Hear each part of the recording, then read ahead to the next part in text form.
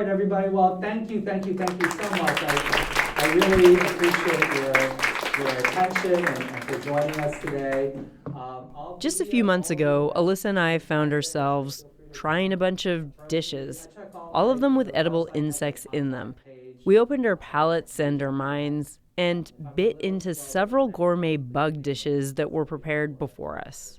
What's so weird about eating insects if we're willing to eat insect regurgitation? I'm sure we have all tried eating some honey before. Now, there are over 1 billion insects for every single human on the planet, and there's millions of species, and they help keep the rest of our nature in balance.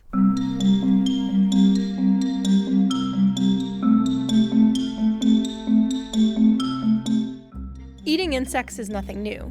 In fact, over 2 billion people around the world eat them on a daily basis. There are up to 2,000 species of edible insects. The beetle is the most commonly consumed insect, making up for about 1/3 of all edible insect consumption, according to Insect Gourmet. Many of you may have also heard of cricket powder, which can be consumed easily as a protein source. But if they are so good for us, why aren't more people eating them? Well, it's a cultural thing. Insects are most commonly part of the diet in parts of Africa, and it's quite prevalent in Southeast Asia, among other places in the world, mostly in the global south, including Mexico. But the salty crunch of ants between your teeth, or just the salt of it, makes many people cringe in places like North America, Australia, and Europe. Is it a psychological barrier, a cultural barrier, or some kind of instinct that needs to be overcome? Joseph Yoon of Brooklyn Bugs is one of many people trying to change Western perspectives on eating insects. He's a self-proclaimed edible insect ambassador, and he's a chef based in New York. He travels around the world spreading the gospel on tasty insects. 80% of the world's nations, represented by billions of people around the world, currently eat insects. That's the majority of the world, if my math is correct. And Joseph isn't the only one pushing the narrative that eating insects is good for our health, good for the planet, and good for alternatives to industrialized farming. There is a push to educate more and more people on the power of edible insects, and that has been growing. Back in 2015, Belgian entrepreneur Chris de Ruyter started World Edible Insect Day. Every October 23rd, the day has a focus on raising awareness in what we traditionally know as Western nations, as mentioned, Europe, North America, and Australia. And in this episode, we'll meet Claudio La Rocca, an entomologist who took on an entrepreneurial endeavor with cricket powder. People were also attracted by the idea of something healthy and sustainable at the same time. Welcome to The Ground Up, a podcast that looks at urban food solutions. This is episode 2, Bugs.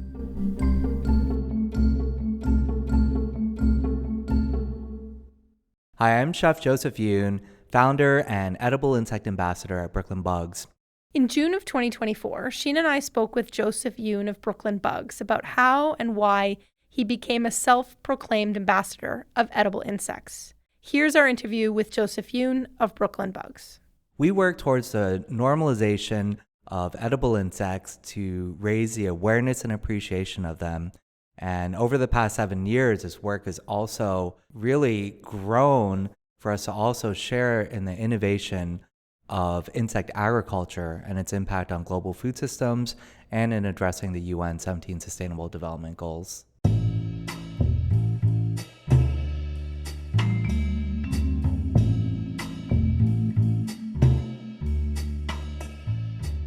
Of course, Chef Joseph Yoon wasn't always an edible bug ambassador and chef.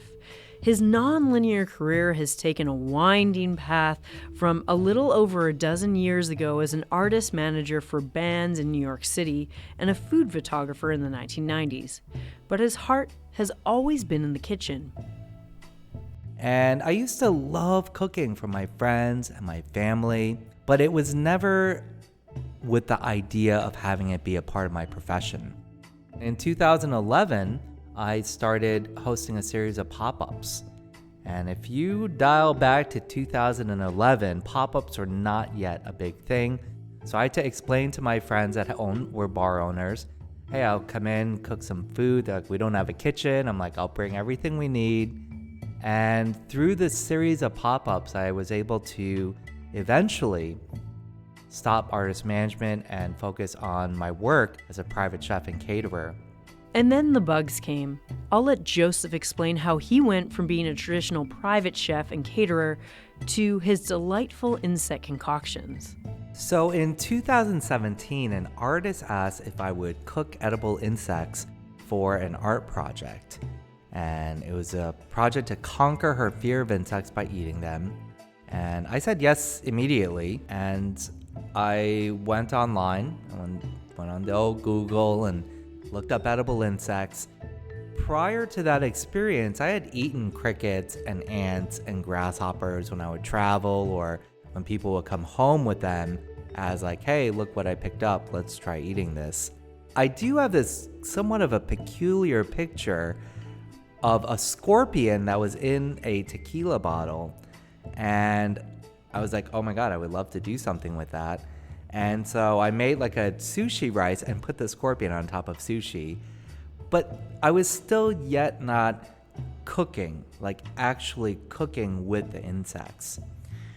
And when I went on Google and did the search, I came across the FAO report, the UN's Food and Agriculture Organization, Edible Insects, Future Prospects for Food and Feed Security.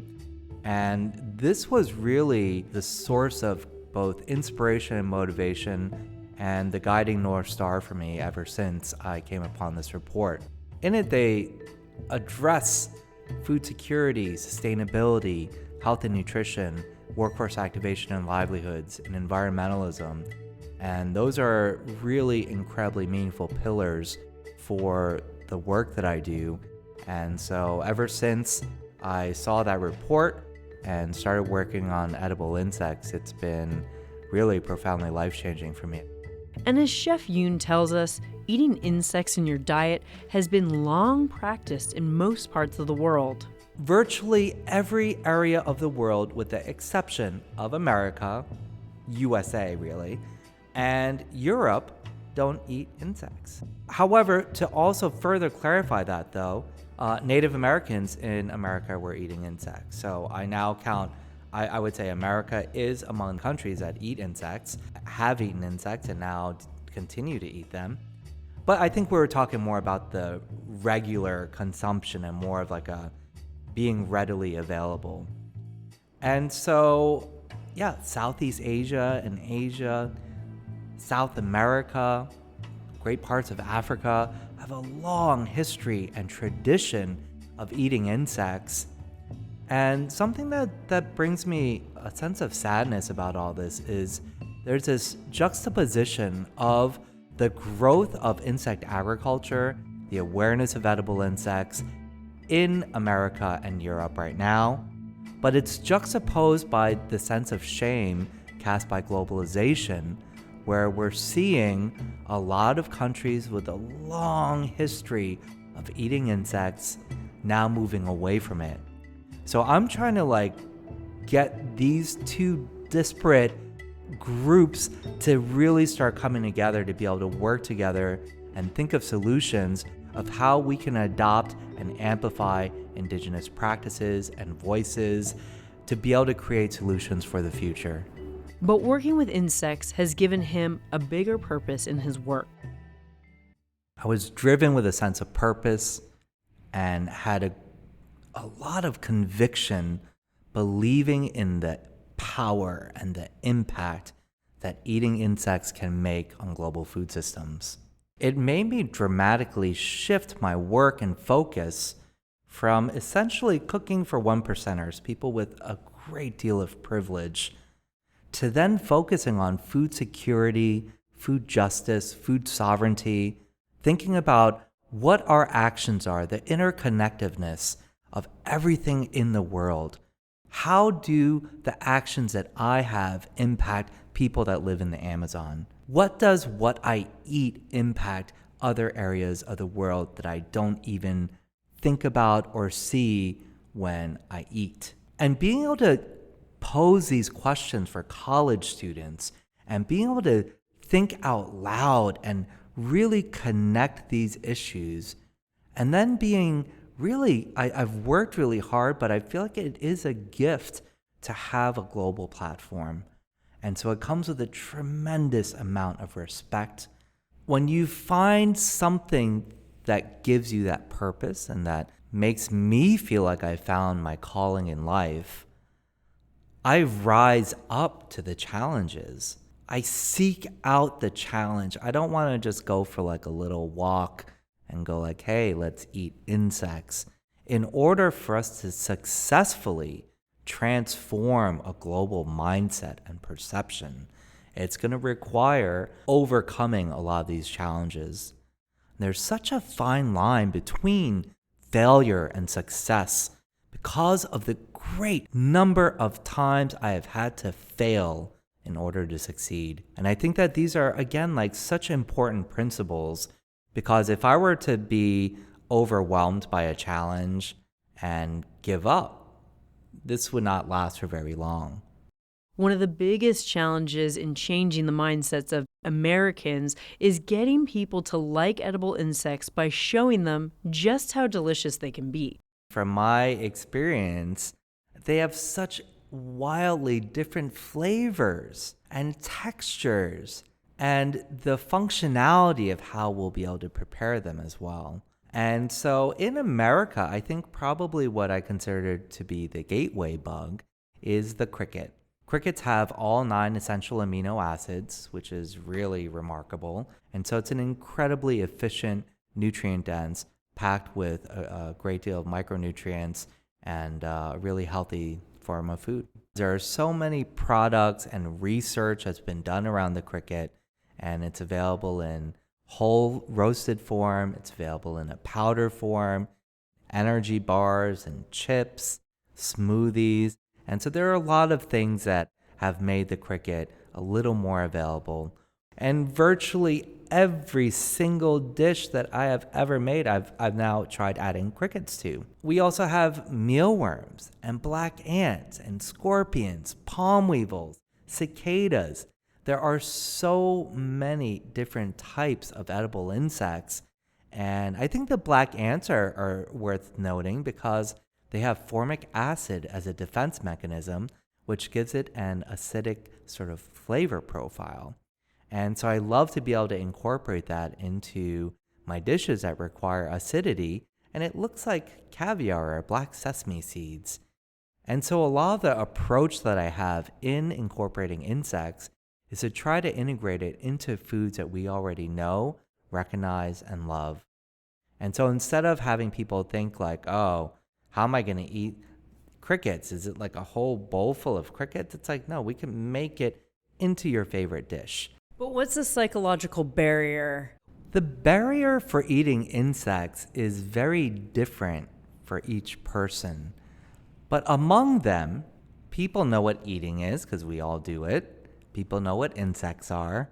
So they presume they know what eating insects are, and they often think of it in terms of a very low denominator of, ooh, there's a cockroach. Are we going to eat it? Gross. And so a big part of my work, really is in the education, outreach, the advocacy work, to help people recognize that we're rearing insects specifically for human consumption. Another important thing to point out is that these edible insects aren't just picked up from the ground. Just like the other food we eat, it's a regulated industry. It's processed at FDA-approved facilities, and it's very clean. It's not like picking up a bug that you don't want in your food and trying to eat something like that. And there's also the barrier of neophobia, the fear of new ideas.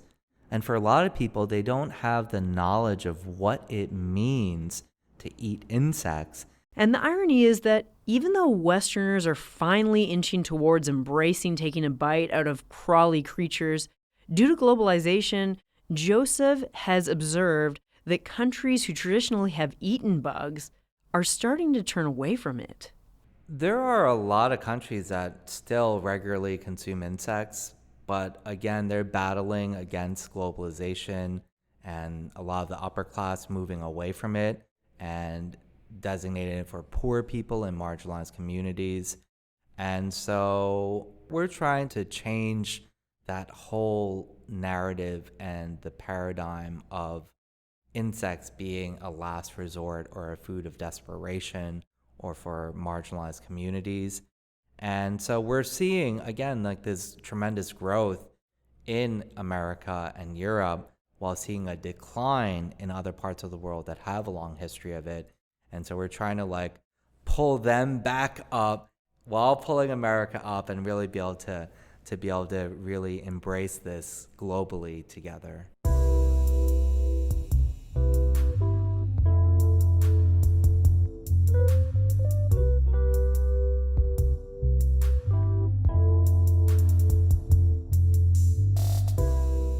Eating insects has been said to do a lot of things for people. The extra fat in bugs helps feed our brains, and it can even make us smarter. They can also help with our gut bacteria and keep things a little bit more in balance. Places like Thailand have even seen startup insect farms, and crickets have become the insect of choice thanks to their rapid growth and the fact that they take up such little space. They're also low cost and low maintenance. Aspire Food Group in Ontario is looking to build the largest cricket production facility in the world, and they're banking on insect protein becoming a large portion of our diets in the next decade or so. But closer to home in Edmonton, one entomologist took an entrepreneurial route to edible bugs with a cricket powder business venture. My name is Claudio La Rocca. I formerly ran a company called Camera Sustainable Foods out of Edmonton. We used to farm crickets and also make food with said crickets. The whole principle was to create something not just sustainable and innovative, but also something tasty that people could actually enjoy. Funnily enough, Claudio actually used to be scared of insects when he was a child.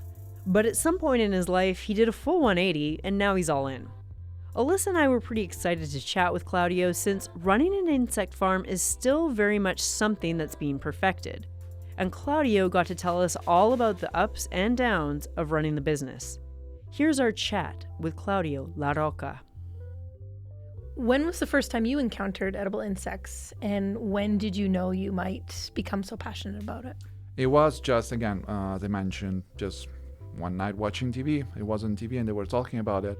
You're clearly passionate about the topic. How did you come to it, and what made you decide to start a bug farm? Both my partner and I, we have a background in entomology, environmental sciences, but mostly focusing on entomology. I was a grad student at the U of A until 2017. And once graduated, I realized, well, not much demand for pure entomologists unless it's in academia. So you kind of try to figure out what to do. We're both Italian, so we like good food. Let's try to figure out a way to kind of combine the two. Back then, the idea of entomophagy, so eating insects, was kind of growing, especially in the US. We saw this famous TV show, I don't know if I can mention if it's copyrighted, but Shark Tank. And a company out of Utah was presenting their cricket powder and their cricket energy bar. So we kind of started looking into that. It's a good idea, maybe one day. And then one day was just, well, why not now? And so we started working on the idea in the winter of 2017. We officially launched as Camera Sustainable Bakery in September of the same year. And a year or so after, we switched to Camera Sustainable Foods, so we tried to expand our line of products.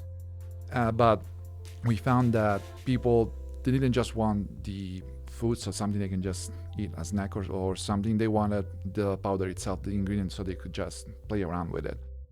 So we started looking into ways to farm our own crickets. And as I said, we started in 2019 until the pesky pandemic came around and stopped everything.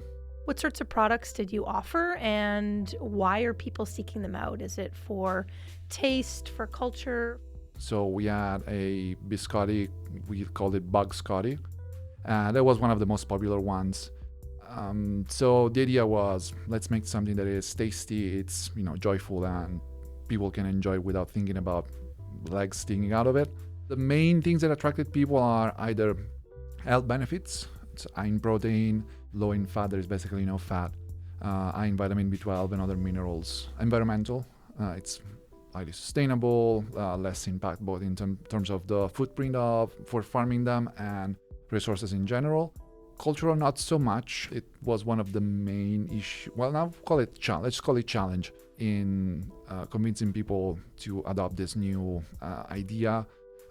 Food is very personal. It's something we put in our body. So there was a little bit of a cultural stigma around it, but people did come around over time. It took some time, some convincing, some education, but over time, that especially people that manage to try, if you try something that is tasty and it's not scary, people kind of start accepting the idea and incorporating it into their diet. So for us was mostly showing them the environmental benefits. That was our angle. Because of our background in environmental sciences, we kind of knew how to talk about it. But many people look for it for, the powder itself is about, well, numbers vary, but let's say between 60 and 70% in dry weight of protein. So you can eat way less, have way more protein. You don't have all the issue of, fats and cholesterol and whatnot. You can put in everything, sweets, salty, whatever. So people were also attracted by the idea of something healthy and sustainable at the same time.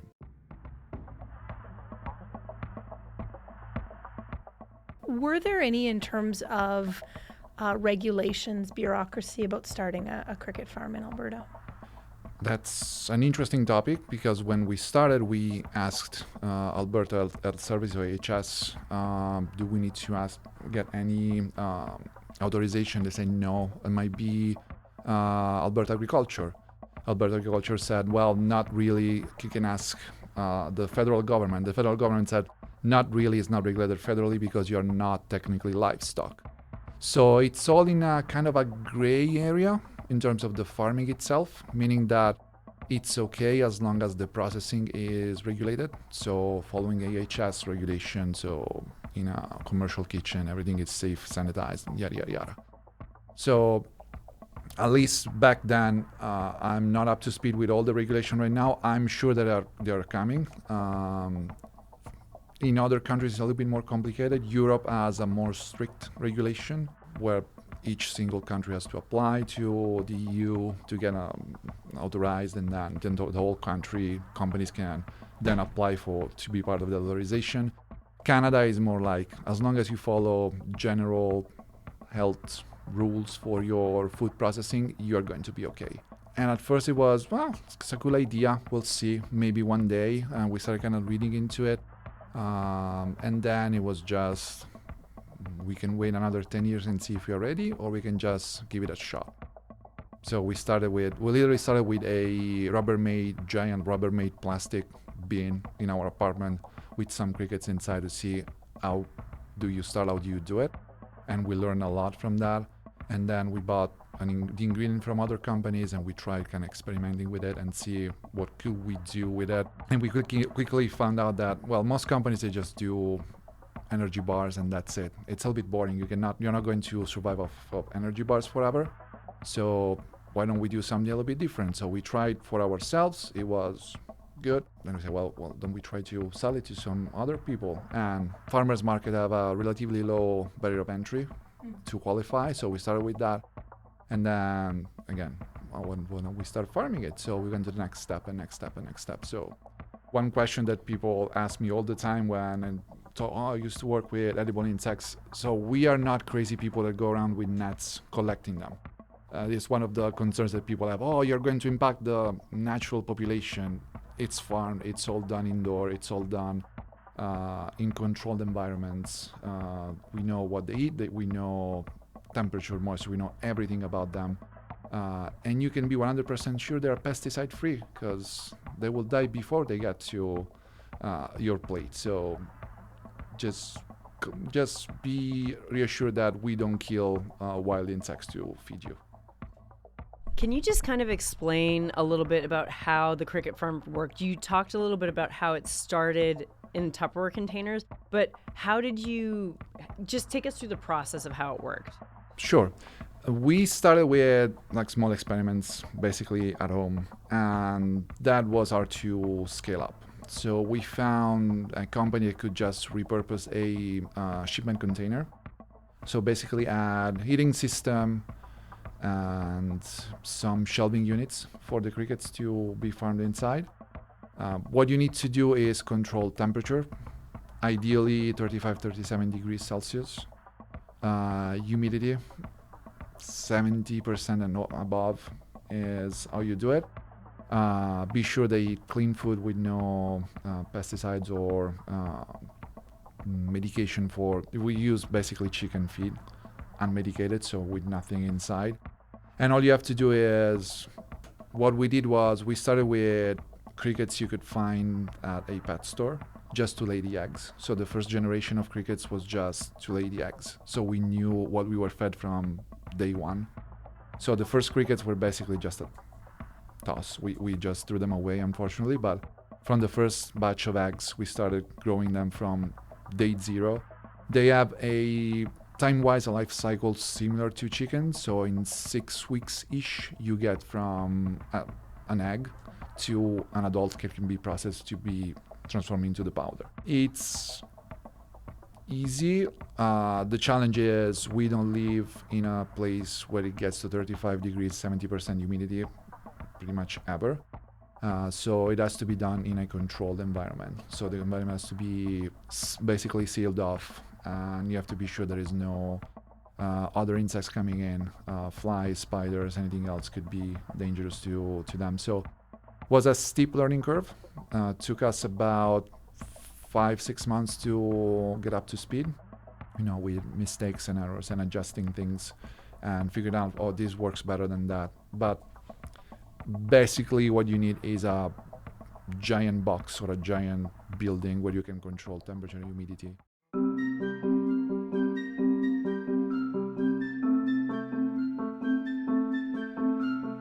When Claudio came to meet us for an interview, he didn't come empty-handed. He came with a stack of edible insect cookbooks. So for those of you who are interested in biting into some bugs for your next meal, here's some recommended reading. I suggest this for people that want to start. One is Daniela Martin Edible, and this is the first one that I read. It's basically this journalist, she went around the world and kind of tried different edible insects in different parts of the world and talk about their experience, how insects are seen in different countries, how they fit into their cultural landscape, their eating habits. The Infested Mind, Jeffrey Lockwood. This is interesting because it's written from the perspective of an entomologist who one day was stuck in a field during a locust swarming, basically giant flying grasshoppers, and he had to be basically rescued, and he developed a phobia for insects. And so it's how he goes through what's phobia and why we're so scared of insects and what's so deeply ingrained in our brain and why are afraid of stuff that is hundreds of times smaller than us, so it doesn't pose any threat to us. This one, most people are not going to find. It's called Entertaining with Insects, Roland Taylor and Barbara Carter. This is from, let's see if I can find the date of publication, copyright 1976. So this is an old cookbook with different recipes from the 70s on how to cook insects and a couple of tips on how to start farming them. Another one, the Eat a Book cookbook, David George Gordon. This guy is pretty interesting. Unfortunately, I never met him in person. Very eccentric person. There's a bunch of pictures in it. They are very visually striking because you can see the whole insect. Let's flip a page. Shish kebabs with giant grasshoppers. This is more of a extreme way of cooking insects. It's more like just present the whole insect.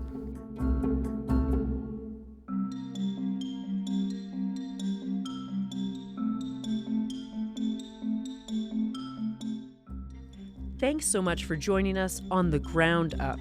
This episode was edited by Satch Petrov.